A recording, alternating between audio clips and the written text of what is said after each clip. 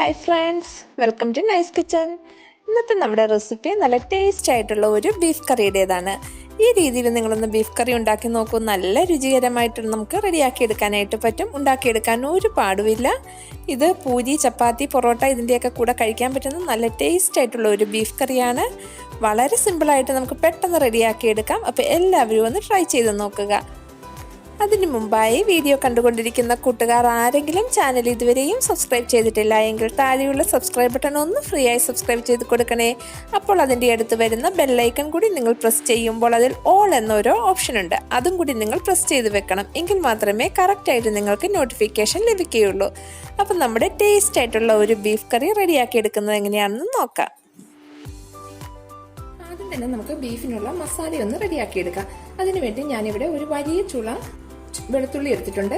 പിന്നെ ഒരു ഇഞ്ച് നീളമുള്ള 3 കഷ്ണം ഇഞ്ചി എടുത്തിട്ടുണ്ട്. അപ്പം ഇത് ചെറിയ വെളുത്തുള്ളി ആയതുകൊണ്ടാണ് ഒരു 25 എണ്ണം ഉള്ളത്. വലിയ വെളുത്തുള്ളി ആണെങ്കിൽ ഒരു 15 എണ്ണം ഒക്കെ എടുത്താൽ മതി.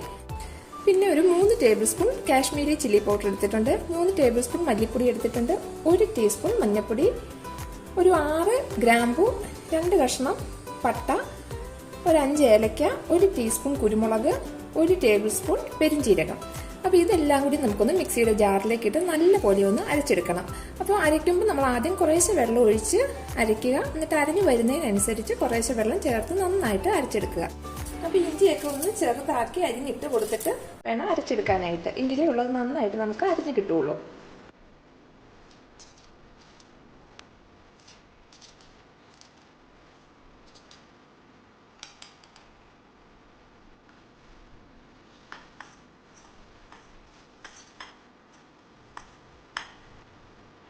ആദ്യം നമുക്കിത് ഇത്രയും ഒന്ന് നല്ലപോലെ ഒന്ന് ഒതുക്കിയെടുക്കാം. അതിനുശേഷം നമുക്ക് ബാക്കി പൊടികളും കൂടി ചേർത്ത് നല്ലപോലെ അരച്ചെടുക്കാം.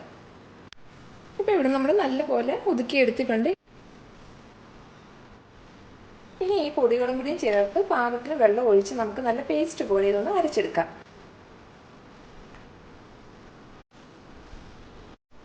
ഇപ്പോൾ ഇവിടെ നമ്മൾ പൊടികളെല്ലാം ചേർത്ത് നല്ലപോലെ ഇത് അരച്ചെടുത്തിട്ടുണ്ട്. കുറേശ്ശെ വെള്ളം ഇത് ഒഴിച്ച് ഒരു 1/2 കപ്പ് വെള്ളം ഒഴിച്ചാണ് ഞാനിപ്പോൾ ഇത് അരച്ചെടുത്തേക്കുന്നത്. അതുപോലെ തന്നെ നമ്മൾ കറി വെക്കാൻ ആവശ്യമായിട്ടുള്ള ബീഫ് 1 കിലോ ഇവിടെ നല്ലപോലെ കഴുകി വൃത്തിയാക്കി എടുത്ത് വെച്ചിട്ടുണ്ട്. അപ്പോൾ ഇനി നമുക്കൊരു പ്രഷർ പാനോ കുക്കറോ എന്തെങ്കിലും ഒന്ന് സ്റ്റൗവിലോട്ട് വെച്ച് അതിലേക്ക് ഒരു 2 ടേബിൾ സ്പൂൺ വെളിച്ചെണ്ണ ഒഴിച്ചൊന്ന് ചൂടാക്കിയെടുക്കാം. അടുത്തത് നമുക്ക് ബീഫിനുള്ള സവോളയൊന്ന് വഴറ്റിയെടുക്കണം. അതിന് വേണ്ടിയിട്ട് ഞാനിവിടെ ഈ പാനിൽ ഒരു 3 ടേബിൾ സ്പൂൺ വെളിച്ചെണ്ണ ഒഴിച്ച് കൊടുത്തിട്ടുണ്ട്. അതിലേക്ക് നമുക്ക് സവോള ഇട്ട് കൊടുക്കാം. 3 ഇടത്തര സവോളയാണ് എടുത്തേക്കുന്നത്. 200 ഗ്രാമാണ് അളവുള്ളത്. സവോള ഒന്ന് ചുവന്ന് വരുന്നവരെ നമുക്കിത് വഴറ്റി കൊടുക്കാം. അപ്പോൾ കുറച്ച് ഉപ്പും കൂടി നമുക്കിതിലേക്ക് ഇട്ട് കൊടുക്കാം. അപ്പോൾ സവോള നമുക്ക് പെട്ടെന്ന് തന്നെ വഴന്ന് കിട്ടും.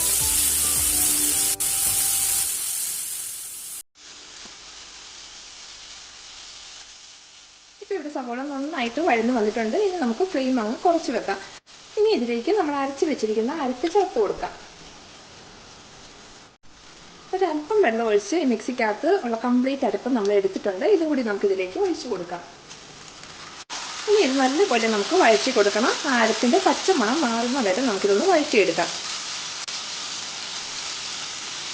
അപ്പോൾ ഒരു മീഡിയം ഫ്ലെയിമിൽ വെച്ച് തന്നെ നമ്മളിത് വഴറ്റിയെടുക്കുക. അല്ലെങ്കിൽ പെട്ടെന്ന് അങ്ങോട്ട് അരപ്പ് കരിഞ്ഞു പോകും. അതുകൊണ്ട് തന്നെ മീഡിയം ഫ്ലെയിമിൽ വെച്ച് നമുക്ക് സാവകാശം അതിൻ്റെ പച്ചമണം മാറുന്ന വരെ ഒന്ന് വഴറ്റിയെടുക്കാം.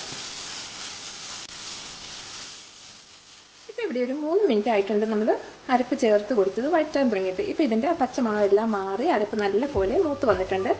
ഇനി ഇതിലേക്ക് നമുക്ക് തക്കാളി ചേർത്ത് കൊടുക്കാം. ഒരു 1/4 കിലോ തക്കാളി ചെറുതായിട്ട് അരിഞ്ഞെടുത്തേക്കുന്നതാണ്. ഇതും ചേർത്ത് നല്ലപോലെ ഒന്ന് നമുക്ക് വഴറ്റി കൊടുക്കാം. തക്കാളി ഒന്ന് മയം വരുന്ന വരെ നമുക്കൊന്ന് വഴറ്റിയെടുക്കണം.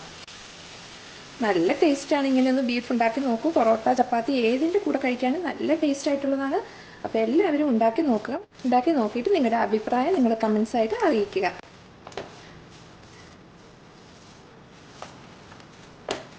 അപ്പം ബീഫ് ഫ്രൈയുടെയും ബീഫ് റോസ്റ്റിൻ്റെയും ഒക്കെ റെസിപ്പീസ് ഞാൻ മുൻപേ ഇട്ടിട്ടുണ്ട്. അപ്പോൾ കാണാത്തവർക്ക് വേണ്ടിയിട്ട് അതിൻ്റെ ലിങ്ക് ഞാൻ ഡിസ്ക്രിപ്ഷൻ ബോക്സിൽ ഇട്ട് തരാം.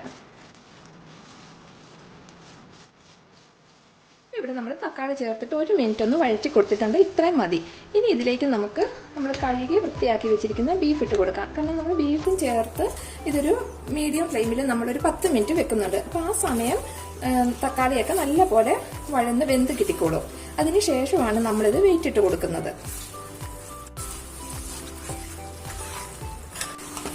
ഈ സമയം നമ്മളിതിൻ്റെ ഉപ്പെല്ലാം കറക്റ്റാണോ എന്ന് നോക്കണം. ഉപ്പെല്ലാം പോരെങ്കിൽ ഉപ്പെല്ലാം പാകത്തിന് ഇട്ട് കൊടുക്കണം.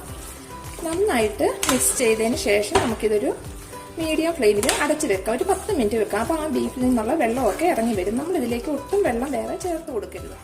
ഇപ്പോൾ ഇവിടെ നമ്മൾ ബീഫ് നല്ലപോലെ മിക്സ് ചെയ്തെടുത്തിട്ടുണ്ട്. ഇനി ഇത് നമുക്ക് അടച്ചു വെക്കാം. ഒരു മീഡിയം ഫ്ലെയിമിൽ നമുക്കിതൊരു 10 മിനിറ്റ് വെച്ച് കൊടുക്കാം. ഇപ്പോൾ ഇവിടെ 10 മിനിറ്റ് ആയിട്ടുണ്ട് നമ്മളിത് മീഡിയം ഫ്ലെയിമിൽ വെച്ച് കൊടുക്കാൻ തുടങ്ങിയിട്ട്. ഇത് കണ്ട ഒട്ടും വെള്ളമൊന്നും ഒഴിക്കാഞ്ഞിട്ട് തന്നെ ആ ബീഫിൽ നിന്നുള്ള വെള്ളമൊക്കെ നന്നായിട്ട് ഇറങ്ങി വന്നിട്ടുണ്ട്. ഇനി ഇതിലേക്ക് നമുക്ക് 1 കപ്പ് അധികം പുളിയില്ലാത്ത തൈരാണ്. ഈ തൈരും കൂടി നമുക്ക് ചേർത്ത് കൊടുക്കാം. ഇനി ഇത് നല്ലപോലെ ഒന്ന് യോജിപ്പിച്ച് കൊടുക്കാം. നന്നായിട്ട് യോജിപ്പിച്ച് ഉപ്പെല്ലാം കറക്റ്റാണോ എന്ന് നോക്കുക.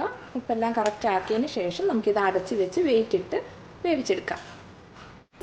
അപ്പോൾ ഇതിലേക്ക് ഞാൻ കറിവേപ്പില മല്ലിയില ഒന്നും ചേർക്കുന്നില്ല. ലാസ്റ്റ് നമ്മളൊന്ന് ഗാർണിഷ് ചെയ്യാൻ വേണ്ടി മാത്രം കുറച്ച് മല്ലിയിലയൊക്കെ ചേർക്കുന്നതേ ഉള്ളൂ. ഇതിൽ മല്ലിയിലയുടെ ടേസ്റ്റ് ഒന്നും ഇല്ലാതെ തന്നെ നല്ല ടേസ്റ്റാണ്. അപ്പം എല്ലാവരും ഒന്ന് ഉണ്ടാക്കി നോക്കൂ. ഇപ്പം ഇവിടെ നമ്മൾ തൈരും ചേർത്ത് നല്ലപോലെ മിക്സ് ചെയ്തെടുത്തിട്ടുണ്ട്. ഇനി ഇത് നമ്മൾ അടച്ചു വെക്കുന്നതിന് മുമ്പായിട്ട് നമുക്കിതിലേക്ക് 1 ടീസ്പൂൺ പഞ്ചസാര ഒന്ന് ചേർത്ത് കൊടുക്കാം. ആ തക്കാളിയുടെയും തൈരിൻ്റെ എല്ലാം പുളി ഒന്ന് ബാലൻസ് ചെയ്യാൻ വേണ്ടിയിട്ടാണ്. ഒന്നും കൂടി നന്നായിട്ട് യോജിപ്പിച്ചിട്ട് നമുക്കിത് അടച്ചു വെക്കാം. ഇനി നമ്മൾ ഫ്ലെയിം കൂട്ടി വെച്ച് അടച്ചു വെച്ചിട്ട് നമുക്ക് വെയിറ്റ് ഇട്ട് കൊടുക്കാം. ഒരാവി വന്നതിന് ശേഷം നമുക്ക് ഫ്ലെയിം സിമ്മിലേക്ക് മാറ്റി കൊടുക്കാം. ഇപ്പം ഇവിടെ ഒരാവി വന്നിട്ടുണ്ട്. ഇനി നമുക്ക് ഏറ്റവും ലോ ഫ്ലെയിമിലേക്ക് വെച്ച് കൊടുത്തിട്ട് ഒരു 7 മിനിറ്റ് നമുക്ക് വെച്ച് കൊടുക്കാം. ഇപ്പോൾ ഇവിടെ നമ്മൾ ലോ ഫ്ലെയിമിൽ വെച്ചിട്ട് 7 മിനിറ്റ് ആയിട്ടുണ്ട്. നമുക്ക് ഫ്ലെയിം അങ്ങ് ഓഫ് ചെയ്യാം. അപ്പോൾ അത് ഓരോ സ്റ്റൗവിൻ്റെ ഓരോ കുക്കറിൻ്റെ ഒക്കെ വ്യത്യാസം അനുസരിച്ച് അത് കുറച്ച് ടൈം മുന്നോട്ട് കൂട്ടുമൊക്കെ ആകാം. ഒരു 10 മിനിറ്റ് വരെ വേവാനായിട്ട് എടുക്കും. അപ്പോൾ ഓരോരുത്തരുടെ കുക്കറിൻ്റെ ഒക്കെ അനുസരിച്ച് നിങ്ങൾ ടൈം ഇട്ട് കൊടുക്കുക. ഞാനിപ്പോൾ ഇവിടെ 7 മിനിറ്റ് ആയപ്പോഴത്തേക്ക് സ്റ്റൗ അങ്ങ് ഓഫ് ചെയ്യുവാണ്. ഇനി ഇത് നല്ലപോലെ ആവി പോകട്ടെ. ആവി പോയതിന് ശേഷം നമുക്കത് തുറന്ന് നോക്കാം. ഇപ്പോൾ ഇവിടെ ആവി കംപ്ലീറ്റ് ആയിട്ട് പോയിട്ടുണ്ട്. നമുക്കത് തുറന്ന് നോക്കാം. തുറക്കുമ്പോൾ തന്നെ നല്ല ടേസ്റ്റ് ആയിട്ടുള്ള ഒരു ബീഫ് കറിയുടെ മണമൊക്കെയാണ് വരുന്നത്. അപ്പോൾ എല്ലാവരും ഇതൊന്ന് ഉണ്ടാക്കി നോക്കണം. ഇത് ചപ്പാത്തി, പൂരി, പൊറോട്ട, അപ്പം ഏതിൻ്റെയും കൂടെ കഴിക്കാൻ പറ്റുന്ന വളരെ നല്ല രുചികരമായിട്ടുള്ള ഒരു ബീഫ് കറിയാണ്. അപ്പോൾ ഉണ്ടാക്കി നോക്കിയിട്ട് നിങ്ങളുടെ അഭിപ്രായം നിങ്ങൾ മറക്കാതെ കമൻസ് ആയിട്ട് അറിയിക്കണം. അതുപോലെ തന്നെ റെസിപ്പി നിങ്ങൾക്ക് ഇഷ്ടമായിട്ടുണ്ടെങ്കിൽ ലൈക്ക് ചെയ്ത് കൊടുക്കാനും ഫ്രണ്ട്സിനും ഫാമിലിക്കും ഷെയർ ചെയ്ത് കൊടുക്കാനും മറക്കരുത്. അപ്പോൾ ഇത് നമുക്കൊരു സെർവിങ് ഡിഷിലേക്ക് എടുക്കാം.